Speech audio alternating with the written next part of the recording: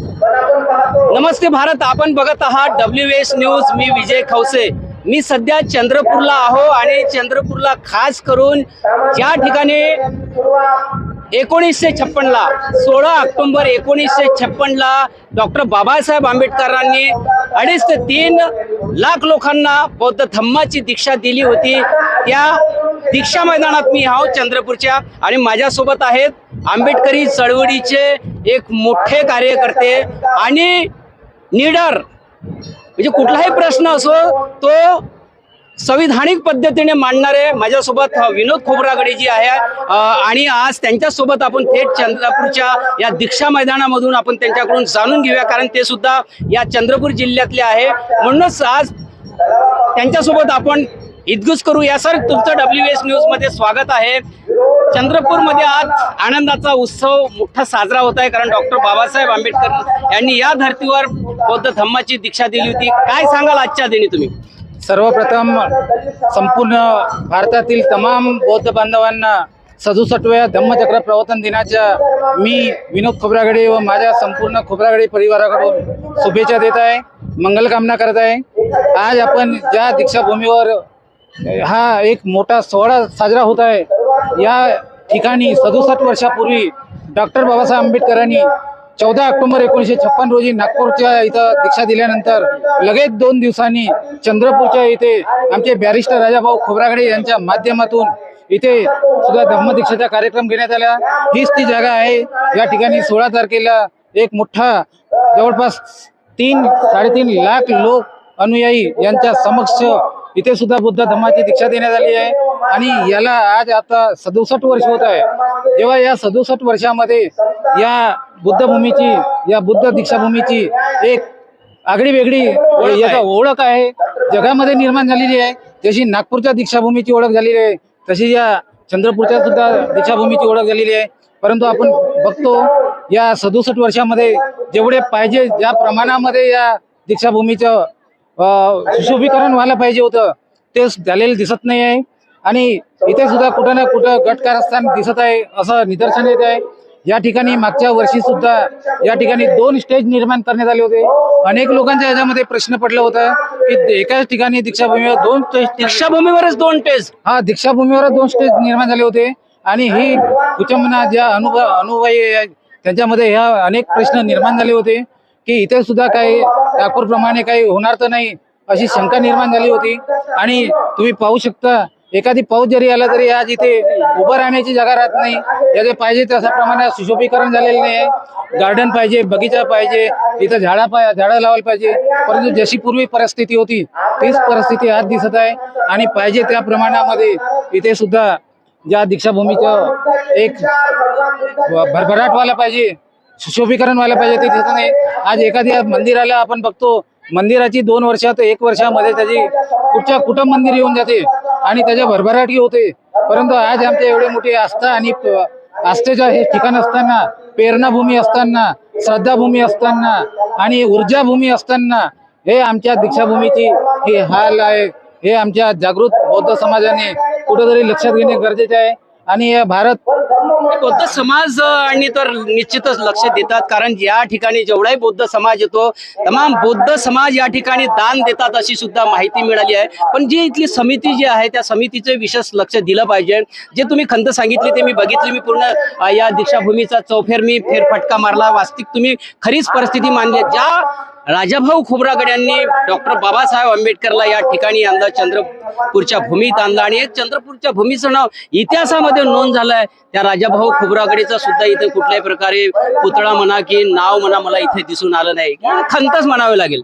नाही, ही खूप मोठी शोकांतिका आहे की ज्यांना बॅरिस्टर राजाभाऊ खोब्रागडे हे डॉक्टर बाबासाहेबांचे राईट हँड होते आणि त्यांच्या माध्यमातून जेव्हा इथे एवढा मोठा कार्यक्रम आयोजित करण्यात आला होता 16 ऑक्टोबर 1956 रोजी, त्याला 67 वर्ष होत आहे.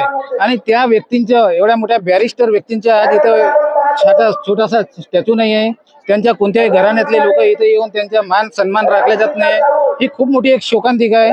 म्हणजे ज्यांच्या भरोशावर आज आपण इथे एवढे अनुयायी एकत्र येतो त्याच व्यक्तीला कुठेतरी दुर्लक्ष केलेले आहे. इथलं जे मॅनेजमेंट आहे हे मॅनेजमेंट वर्षानुवर्ष तेच असते. त्यांची कधी निवडणूक होत नाही, त्यांचे कधी परिवर्तन होत नाही. त्यांच्याच घरचे आमदार त्यांच्याच घरचे अध्यक्ष राहतात, त्यांच्याच घरचे सदस्य, हे कुठेतरी परिवर्तन व्हायला पाहिजे. कारण बुद्धाच्या काळामध्ये सुद्धा लोकशाही होती आणि लोकशाहीमध्ये जे गणराज्यामध्ये आपण म्हणतो त्यामध्ये फेरबदल होत असतात. असे या ठिकाणी सुद्धा फेरबदल झाले असते तर या दीक्षाभूमीचा सुद्धा एक पाहिजे त्या प्रमाणामध्ये विस्तार झाला तुम्हाला असता. काय वाटतं की जे चंद्रपूरची दीक्षाभूमी आहे आणि नागपूरची दीक्षाभूमी आहे, अशा कमिटीच्या हातामध्ये न राहता भारतीय बौद्ध महासभेच्या हात जर हातात दिले तर याबद्दल काय सांगाल तुम्ही? नाही नाही, हे तुम्ही म्हणत आहे हे बरं अगदी सत्य आहे. कारण ही जी समिती आहे हे वास्तविक भारतीय बौद्ध महासभा यांच्या माध्यमातून समता सैनिक दलाच्या किंवा ताब्यात समता सैनिक दलाच्या द्यायला पाहिजे. हे दोन जे कार्यक्रम म्हणजे आहेत बाबासाहेबांनी निर्माण केलेली संस्था आहे यांच्या ताब्यामध्ये द्यायला पाहिजे. त्यांच्या माध्यमातून निवडणूक व्हायला पाहिजे. दरवर्षी लोकशाही पद्धतीने निवडणूक झाली असती. आवक किती आहे आणि जावक किती आहे याचा उहापोह झाला असता. अनेक लोक दान धर्म करत असतात, त्यांचा पैसा जातो कुठं, किती प्रश्न तो लागतो, पण आहे. कुठं लागतो, त्याचा हिशोब त्याचा कोण देतो? हिशोब कोण घेतो, त्यांचा ताळमेळ लागत नाही. त्यामुळे या ठिकाणी कोणी प्रश्न विचारणारही नाही. भारतीय IPC कलम मध्ये 179 ही अशी कलम आहे, प्रश्न विचारण्याचा अधिकार आहे. देशामध्ये आज आपण बघतो की एक मोदी सरकार, मोदी सुद्धा चाय विकणारा देश विकत आहे, तरी आम्ही कोणते प्रश्न विचारत नाही. शोकांतिक आहे. तसे या ठिकाणी सुद्धा सामान्य नागरिकांचा पैसा इथं आम्ही दान देतो, आल्यानंतर दान देतो. तो दानाचा पैसा जातो कुठं, त्याचा विस्तार होतो की नाही होत, त्यांचा कुठं पैसा लागतो, काय लागतो, त्यांचा ताळमेळ लागत नाही. त्यामुळे इथे हे एक सुद्धा शोकांतिक आहे. आणि या दीक्षाभूमीचा सुद्धा म्हणजे ज्या पाहिजे त्या प्रमाणामध्ये विकास विकास व्हायला पाहिजे, तो झाला नाही. तो झालेला नाही. जसं मंदिराचा विकास होतो तर आज आपले या एवढ्या मोठ्या विहारांचा विकास का होत नाही? कारण इथं समतेचं, ममतेचं, न्याय, बंधुत्वाचे हे ठिकाण आहे. या ठिकाणी अनेक जाती धर्माचे लोक येतात, तर याचा सुद्धा विकास झाला पाहिजे असे मी. दीक्षाभूमीचं 67 वर्ष झाले धम्मचक्र प्रवर्तनाला, आज 67 वर्ष झाले. पण चंद्रपूरच्या दीक्षाभूमीचा ज्या प्रमाणात विकास व्हायला पाहिजे त्या प्रमाणात विकास झाला नाही. मी जेव्हा दीक्षाभूमीवर आलो आणि प्रथमच दीक्षाभूमीचा जो गेट बघितला, त्या गेटवरूनच या दीक्षाभूमीची कल्पना आली की खरोखर या दीक्षाभूमीचा किती विकास झाला. त्यानंतर मी जे आपले भंते सुरई ससाई आहे, जेव्हा ते अस्थि कलश घेऊन आले, तो कलश घेऊन मी सोबत दीक्षाभूमीच्या स्तूपामध्ये गेलो. जेव्हा मी दीक्षाभूमीच्या स्तूपाच्या वर जेव्हा बघितलं, साधी रंगरोगडी सुद्धा झाली नाही, आता वरून केलेली आहे. आताही दीक्षाभूमीच्या याच्यावर सळाकी आपण तशाच बघू शकता. 67 वर्षामध्ये का विकास झाला नाही हा प्रश्न आज मी पण विचारतो आणि खोब्रागडे सर सुद्धा विचारतात. याच प्रश्नासाठी मी जे doctor Babasaheb Ambedkar memorial trust जे आहे चंद्रपूरचं, त्याचे अध्यक्ष जे आहे अरुण गोटेकरजी, मी त्यांच्या ऑफिसमध्ये गेलो. त्यांना मी भेटलो आज की सर तुम्ही मला एक इंटरव्ह्यू द्या. मी कारण हेच प्रश्न त्यांना सुद्धा करणार होतो, पण मात्र त्यांना इंटरव्ह्यू देण्यास नाकार केला. त्यांनी सरळ सांगितलं प्राध्यापक कांबळे सरांना इंटरव्ह्यू करा आणि त्यांच्याकडून विचारून घ्या. पण मला कांबळे सरांसोबत बोलायचं नव्हतं, मला गोटेकर सरांसोबत बोलायचं होतं. हे सगळेच प्रश्न जे खोब्रागडे सरांनी जे मांडले तेच प्रश्न मला सुद्धा मांडायचे होते. पण मात्र ही एक खंत आहे, कारण या ठिकाणी डॉक्टर बाबासाहेब आंबेडकरांनी दीक्षा दिली आहे आणि ही जी भूमी आहे चंद्रपूरची भूमी, हे एक ऐतिहासिक भूमी आहे आणि ह्या भूमीचं खरोखर सुशोभीकरण झालं पाहिजे. जर या ठिकाणी जर स्वच्छता नसेल तर मग काय आपण समाजाला काय देणार आहोत? इथून डॉक्टर बाबासाहेबांचे आंबेडकरांचे विचार नक्कीच या संपूर्ण महाराष्ट्रावर जात असतात. सर ठीक आहे, नक्कीच ही एक शोकांतिका, याकडे सुद्धा समाजाने सुद्धा विशेष करून लक्ष दिले पाहिजे. ज्या दीक्षाभूमीच्या चंद्रपूरच्या दीक्षाभूमीवर जे लोक येतात, सर्व लोकांनी हा प्रश्न या कमिटीच्या ट्रस्टनं विचारायला पाहिजे की गेली 67 वर्षापासून चंद्रपूरच्या दीक्षाभूमीचा विकास का झाला नाही. सर आपण दुसऱ्या प्रश्नाकडे येऊया, कारण एक तुम्ही आज तुमच्या मार्फत एक जो व्हॉट्सअपवर एक संदेश व्हायरल झाला, आम्ही नागपूरमध्ये सुद्धा बघितला. तो खूप एक गंभीर तो तुम्ही मेसेज टाकलेला आहे आणि समाजापर्यंत काय नेमकं काय मेसेज काय आहे तुम्ही तो समाजापर्यंत पोहोचव. हा अत्यंत एक गंभीर प्रश्न साहेबांनी विचारलेला आहे. ज्या अर्थी बुद्ध गया हे आमच्या बौद्धांच्या ताब्यामध्ये नाही आहे, ज्या अर्थी भीमा कोरेगाव हे प्रकरण त्या सातबाऱ्यावर विजयस्तंभाकडे असं लिहिलेलं आहे आणि ते सुद्धा आमच्या ताब्यात नाही आहे. तिथे सुद्धा संघर्ष चालू आहे. नागपूरला अंबाझरी तलाव असताना तिथे त्या तलावाला बगीचा दाखवून आमच्या महसूल प्रशासनाने 1 रुपयाच्या लीजवर त्या गरुड कंपनीला दिलेले आहे. त्या गरुड कंपनीने 20 एकरातलं बाबासाहेबांचं स्मारक बुलडोजर लावून पाडलेलं आहे. तिथे 268 दिवसापासून आंदोलन चालू आहे, मोर्चा चालू आहे. अजूनपर्यंत तिथे कोणती PL दाखल झाली नाही. त्याच्यानंतर नागपूरची जी पवित्र दीक्षाभूमी आहे, आज 67 वर्ष होतो, बाबासाहेबांनी त्या ठिकाणी 14 ऑक्टोबर 1956ला जे दीक्षाभूमी आम्हाला धम्म दिला आहे त्याला आज 67 वर्ष होत आहे. आणि तिथले ट्रस्ट आहे ती दीक्षाभूमी सुद्धा आता 2020 मध्ये नागपूरच्या तहसीलदारांनी झुडपी जंगल लिहिलेले आहे. किती मोठी शोकांतिका आहे की त्या सातबाऱ्यावर झुडपी जंगल लिहिलेले आहे. एवढं मोठं तिथं आमच्या विहार असताना दीक्षाभूमी असताना ते दीक्षाभूमीचे सुद्धा झुडपी जंगल लिहून तिथं सुद्धा त्या सातबाऱ्याला विद्रुपीकरण केलेले आहे. त्यानंतर तिथे ट्रस्टचं लक्ष नाही आहे. त्यानंतर आता तिथे एक माथेफिरू नावाचा एक व्यक्ती आहे, अविनाश विष्णुपंत काळे या नावाच्या व्यक्तीने 10/10/2023 रोजी एक जनहित याचिका दाखल केली आहे. आणि त्या दीक्षाभूमीवर करोडो लाखो लोक रेल्वे स्टेशनने येतात, झुंडशाहीने येतात, गुंडगर्दी करतात, दोन समाजात तेढ निर्माण करतात. त्यामुळे यांच्या गाड्या रोका अशा प्रकारे त्यांनी एक जनहित याचिका दाखल केली आहे. 10/10ला जनहित याचिका दाखल झाली, 13/10ला त्याची सुनावणी झाली. जस्टिस न्यायमूर्ती चांदूरकर साहेब आणि न्यायमूर्ती जोशी यांनी नोटीस इश्यू केला आहे भारत सरकार आणि रेल्वे मंत्री यांना. 18 तारखेला आता सुनावणी आहे. एवढी मोठी घटना झाली असताना आज एकाही मीडियामध्ये तिथे नागपूरला कुठेही त्यांची नोंद आलेली नाही आहे, पेपरला बातमी आलेली नाही आहे. जेव्हा ही बातमी मला रात्री 8 वाजता कळली 13 तारखेला, लगेच मी एक व्हॉट्सअप फेसबुकवर टाकून ज्या मनुवादी माथेफिरू लोक आहेत जो काळे नावाचा अविनाश त्याचा तात्काळ ॲट्रॉसिटीचे गुन्हे दाखल करा अशी मी मागणी केलं. 13 तारखेला 14 तारखेला काही झालं नाही. काल 15 तारखेला पुन्हा तो मेसेज मी त्यांच्यावर गंभीर गुन्हे दाखल करा म्हणून फिरवला. आज पूर्ण महाराष्ट्रामध्ये भारतातून मला फोन येत आहेत की साहेब त्याची हकीकत काय आहे. त्या PL नंबर 57 आहे. त्या PL नंबर 57 असताना नेटवर सर्च केल्याबरोबर एका मिनिटामध्ये ते पिटिशन येते. ही पिटिशन आहे आणि ही पिटिशन असून या एका दिवशी 10 तारखेला त्यांनी नोटीस काढलेली आहे. 10 तारखेला पिटिशन दाखल केलं आहे. 12 तारखेला त्यांनी रजिस्टर झाली, 13 तारखेला नोटीस इश्यू केलं आणि 18 तारखेला सुनावणी आहे. आज आपण बघतो की जेव्हा संपूर्ण भारतातील अनुयायी दीक्षाभूमीवर येतात, रेल्वेने येतात, 4 व्हीलरने येतात, 2 व्हीलरने येतात, त्याला जसं पाहिजे तसं त्या माध्यमातून येत असतात. इथं नतमस्तक होतात, इथले पुस्तकं घेतात आणि ते पुस्तकं घेऊन प्रेरणा घेऊन ऊर्जाभूमी घेऊन आपल्या घरी जात असतात. आजपर्यंत 67 वर्षामध्ये कुठेही दोन समाजात तेढ निर्माण झाला नाही.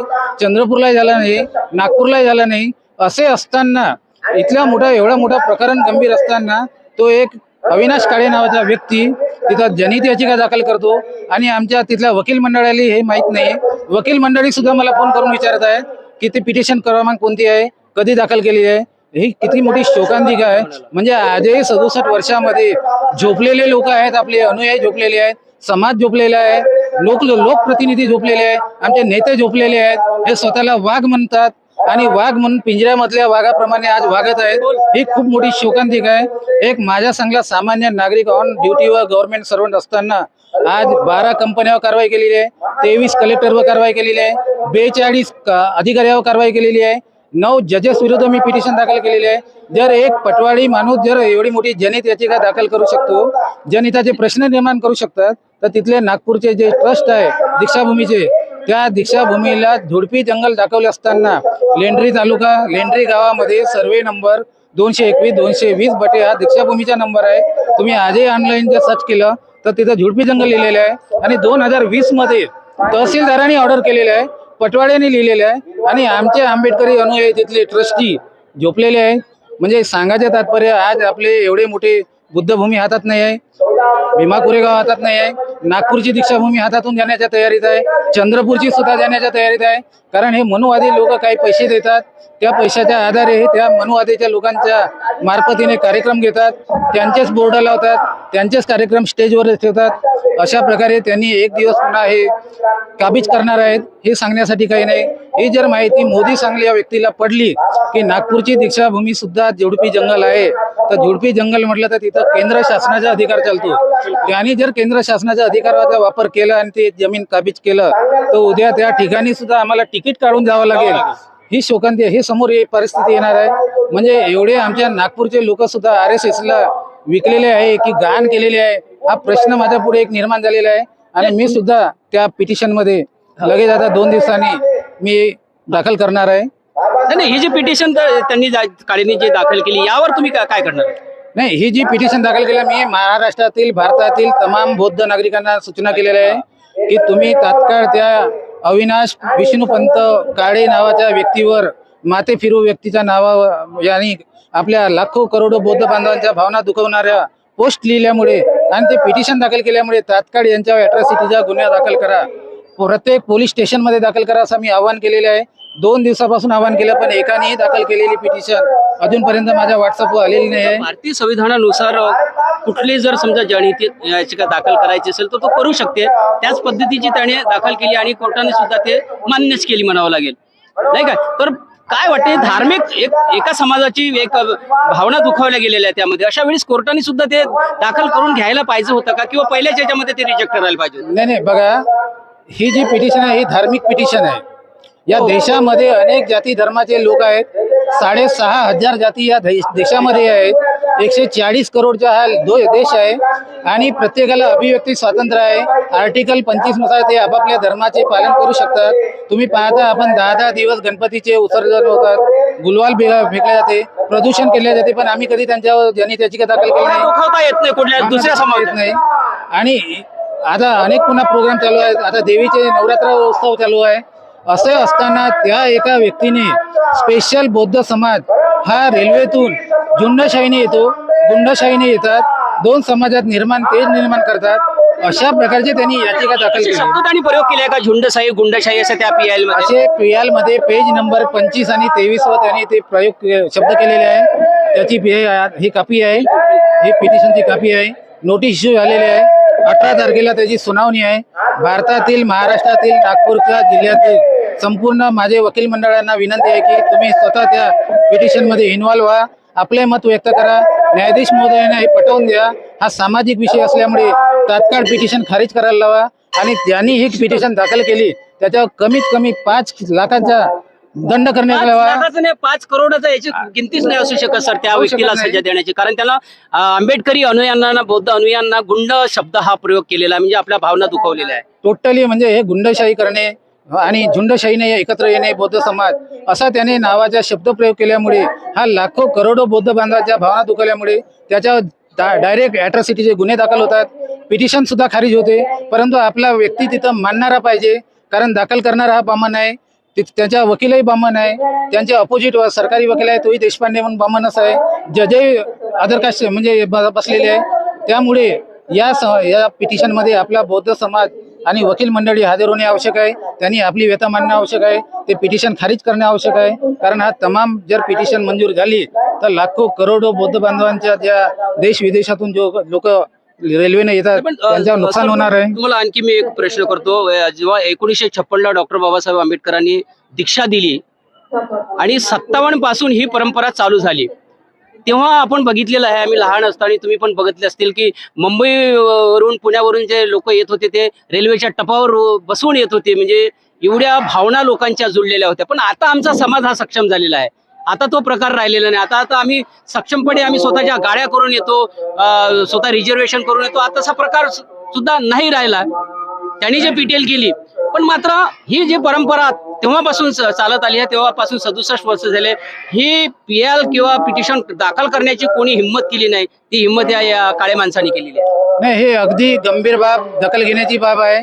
कारण ज्या अर्थी 14 ऑक्टोबर 1956 रोजी बाबासाहेबांनी धर्मांतराची घोषणा जेव्हा 13 ऑक्टोबर 1935 रोजी येवला मुक्कामी नाशिक येथे केली आणि 21 वर्षांनी त्यांनी संपूर्ण धर्माचा अभ्यास केल्यानंतर हा बुद्ध धम्मामध्ये त्यांनी प्रवेश केला आणि आम्हाला 7 लाख लोकांना त्या बुद्ध धम्माच्या याच्यामध्ये आणलेले आहे.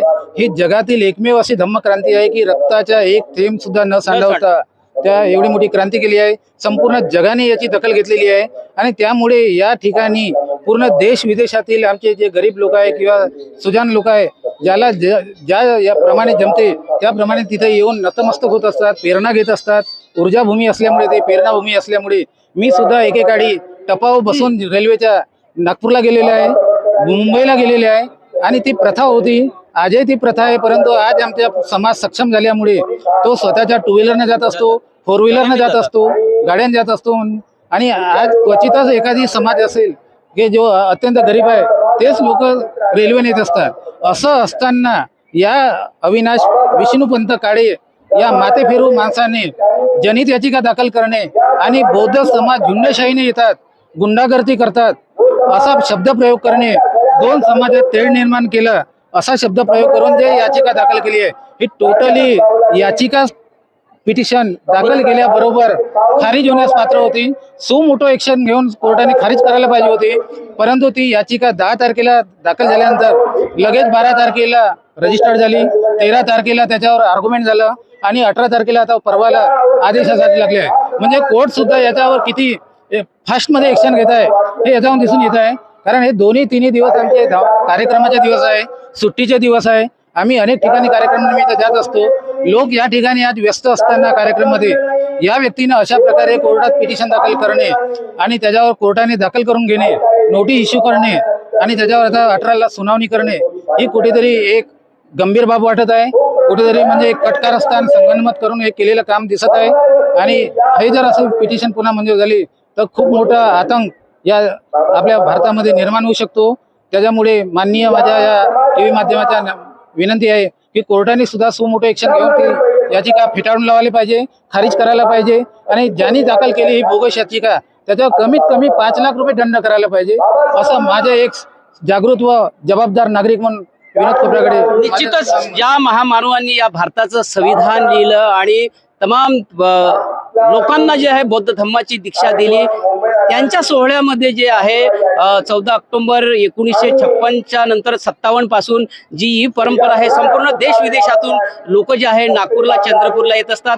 पूर्वी तर रेल्वेने येत होते, टपावर बसून येत होते आणि निःशुल्क कुठल्याही प्रकारची तिकीट न काढता येत होते. पण मात्र आता समाजामध्ये सुशिक्षिततेचं प्रमाण वाढल्यामुळे आता तो प्रकार होत नाही. पण मात्र जे PIL दाखल केलेली आहे, जे जनहित याचिका दाखल केलेली आहे ते कुठेतरी बौद्ध बांधवांच्या ज्या आहे भावना दुखवण्याचा तो प्रकार आहे. म्हणूनच जो आहे हा गंभीर प्रकार आहे, याकडे कोर्टाने सुद्धा विशेष लक्ष दिलं पाहिजे.